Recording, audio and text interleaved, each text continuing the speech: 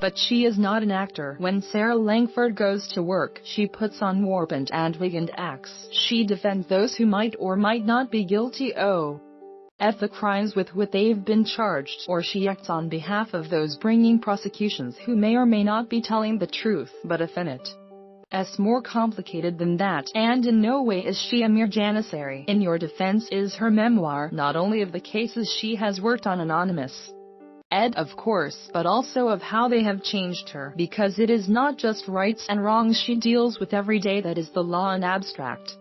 It is the ambiguities, difficulties, fears and loopholes of compassion that make up the texture of her professional life. No, take Peter, a mildly spoken, decorous, manipulated young man whose forays into child sex abuse remain gratefully out of sight, or Dominic, the young man with a handful of convictions under his belt and a sense of conviction to boot, who owns up to what he's caught doing but refuses to plead guilty to what he's not done.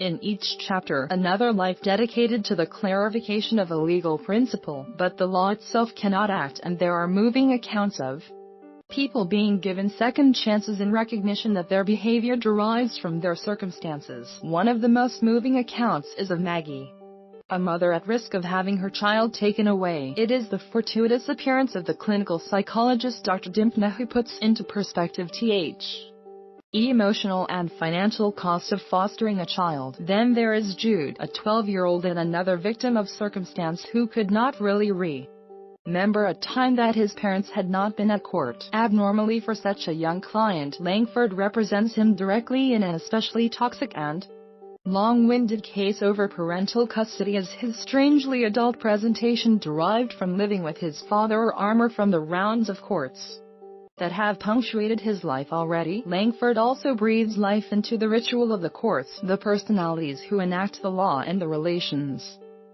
that form between barristers, combative, respectful, critical, the vicissitudes of the court professionals. She takes us into the roving room and the pre-court performative politics that take place there, and she explains why, in the case of one client, she keeps on her wig and gown when visiting him in the cells, having been found guilty. In some way it's terrifying that such arbitrariness can govern lives to such an extent. On the other and it means the judges and lawyers involved in the case are still human. In every word there is a care for stories and a people. Langford, like all barristers, is a born storyteller with deep respect for what the legal system can and should do, take the weight from victims' shoulders and take it on as its own. She is also committed to showing how legal decisions are instants in time. They can mark a turning point in people's lives but can't as those lives for them, and acknowledging that, for Langford, is not a matter of pretense. Every judgment carries with it some form of risk. In Your